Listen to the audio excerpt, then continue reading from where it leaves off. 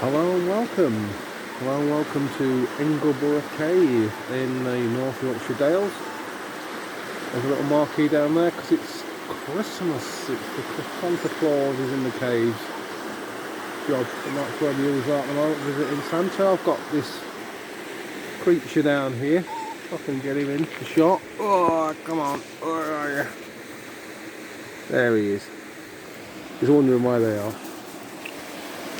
Anyway, I want to face this cave over, it's marvellous.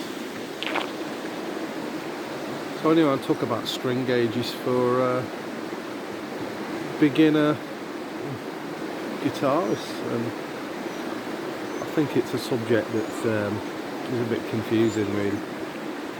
What string gauge should I use if I'm start setting out playing guitar? Obviously it depends on your hand strength, things like that, but there are a few tips and logical routes I'd follow with it.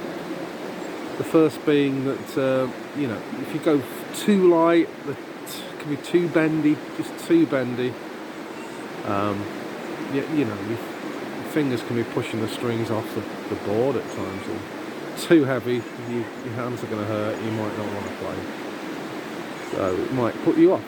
So I'm just checking to see if they've come out yet, and I can't see them yet. So yeah, when I started playing,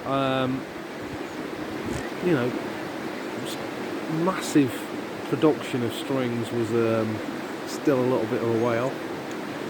And it was only really when Ernie Ball started making their sets available that I settled on the 09 gauge, the 09s to 38s.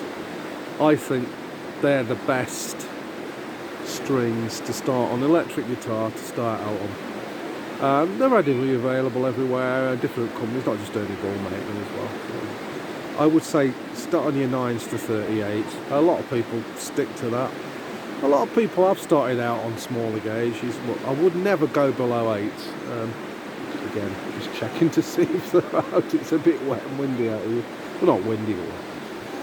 So yeah, I would say for most players, for most players starting out, by the time your hands are big enough to play guitar, you should be a handle of the 9s, I would say. And if you're an older player or more mature player, again, there's not too much resistance on 9s to 38. If you go on to 10s, there is a noticeable sort of 10 to 46, I should say, gauge strings. There is a noticeable leap there, in my opinion. But again, if you're a blues player, want to be a blues player or a jazz player, you might want to try those out. So I would say to start out, if you're wondering what gauge strings to put on your electric, I'd say 9s to 38s. There's a way to go. On acoustic, again, you can get stuck into some really heavy gauge stuff that might put you off, but 10s is, I'm just saying again, if they're out as under the crowd, just come down. That's where they're coming out of. Let's go and base it down from the cave. 10s to me are very light, and they will do. If you've got a young player, they're fine. I've had 10 gauge ultra light acoustic strings, doing fine. I would try and see if you could get away with the 11 gauge acoustic strings. 11 gauge, that's the smallest string.